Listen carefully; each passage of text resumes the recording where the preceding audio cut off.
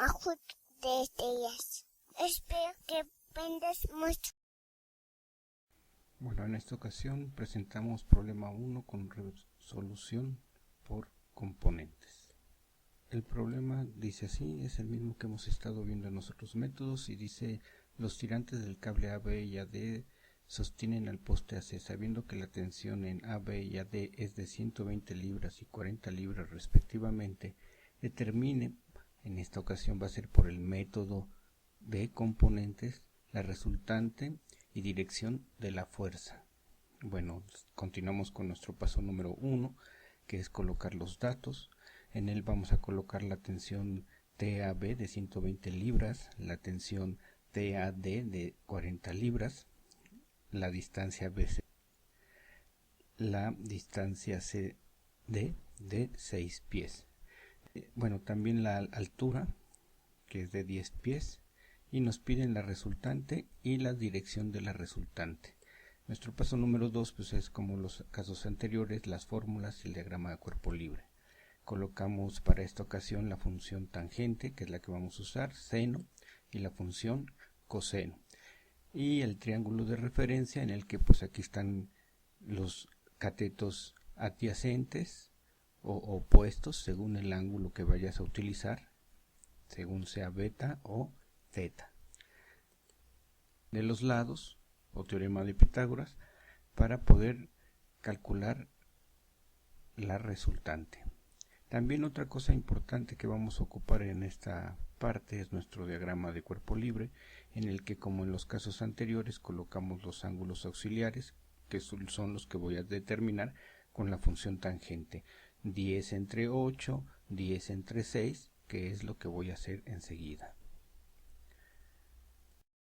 ¿Sí? En el paso número 3, que es el desarrollo, colocamos el diagrama de cuerpo libre con los ángulos, para calcular los ángulos, con ayuda de la fórmula número 3, que es la de tangente, como habíamos dicho, 10 entre 8, 10 entre 6, y voy a obtener que alfa tiene un valor de 51.39 y phi de 59.03. Enseguida lo que hago es, con los ángulos encontrados, representamos un diagrama con las fuerzas y los ángulos en un sistema coordenado en X y Y, es decir, en X y Y. Aquí estoy colocando un sistema coordenado. Vuelvo a representar las fuerzas, los ángulos que acabo de encontrar, alfa con 51 y phi con 59. Enseguida, bueno, procedo a encontrar o calcular las componentes. Las voy a llamar la de la primera fuerza, para la componente F1X, y en Y F1Y.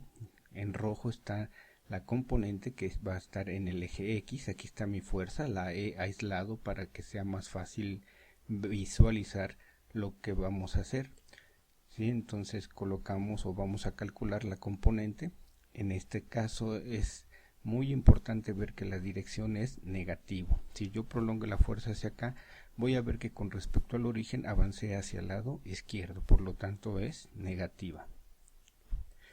La función que voy a utilizar para calcular esta F1X es función coseno, ya que es cateto adyacente en el ángulo de 51. La planteo y despejo F1X y encuentro, ¿sí?, un valor para la componente F1X. Procedo a hacer lo mismo, pero ahora con la componente en Y, que voy a poner de azul. Es importante volver a ver que si yo sigo prolongando esta, me estoy moviendo hacia abajo en el eje Y, por lo tanto esta dirección es también negativa. ¿Sí? ¿Cómo la voy a calcular? Bueno, pues la voy a calcular con la función seno del ángulo de 51.39. ¿Sí? La despejo, F1Y igual a menos 120 seno de 51.39. Y veo cómo es la proyección. Para fines de mi triángulo rectángulo, pues veo que es la componente que es opuesta al ángulo, por lo tanto la función que estoy usando es seno. ¿Sí? Después de eso, bueno, pues lo que voy a hacer es colocarlas en mi tabla de componentes para que las pueda sumar. ¿Sí? Esta, que era la F1X, la voy a colocar en esta parte. La F1Y la voy a colocar en donde voy a sumar todas las Y.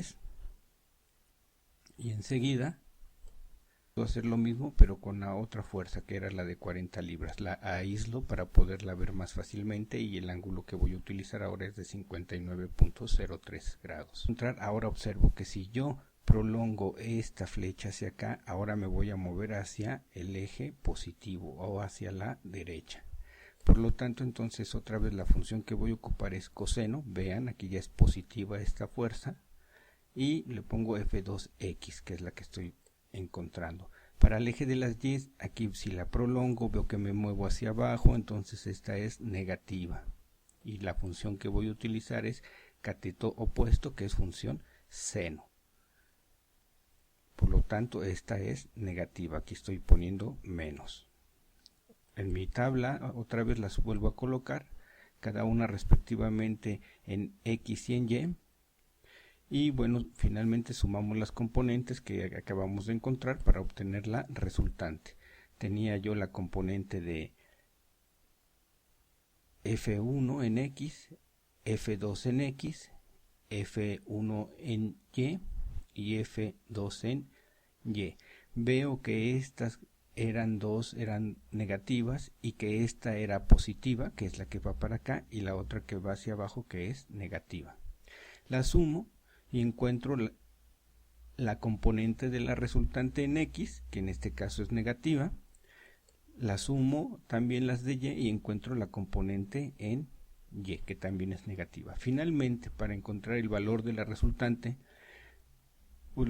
tomamos ayuda de la fórmula número 4, que es el teorema de Pitágoras. Entonces las coloco otra vez, cada una de las componentes las elevo al cuadrado, le saco la raíz y voy a obtener el valor de 139.01. Está variando un poco con respecto a los otros resultados que habíamos obtenido, pero pues bueno, es lo mismo. Ahora, para proceder a calcular la dirección, utilizo la función tangente y coloco las y, la componente de las y, cateto opuesto, que es 128.006, entre menos 59.198. Menos entre menos me da más, y obtengo el ángulo de 67.02. Representado esquemáticamente, pues al igual que en los casos anteriores, vemos que la dirección de R está dada por θr, ¿sí?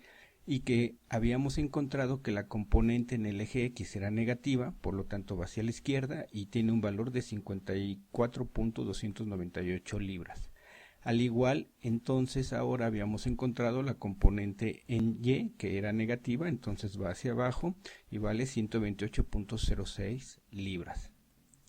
El ángulo lo habíamos encontrado, que es este, y entonces este es el resumen de mis fuerzas. En esta ocasión voy a poner un punto número 4 al que voy a llamar resumen, para comentar lo siguiente, y es que este problema fue resuelto por 3 métodos, que fueron el método gráfico o del paralelogramo, en el que se usaron las escuadras y transportador. El número 2 fue el método trigonométrico, en el que usamos las funciones principales de senos y cosenos. Finalmente fue el caso número 3, en el que lo hicimos por componentes, que es el que acabamos de desarrollar. Como algunos compañeros han tenido problemas con el método por componentes, voy a subir otro problema al que voy a identificar como 3.1 para que tengan más ejemplos aparte de los vistos en clases y de este. En esta ocasión nos despedimos con un aforismo de Elías Canetti. Los perros tienen una especie de impertinente disponibilidad anímica que alivia a la gente que se está secando.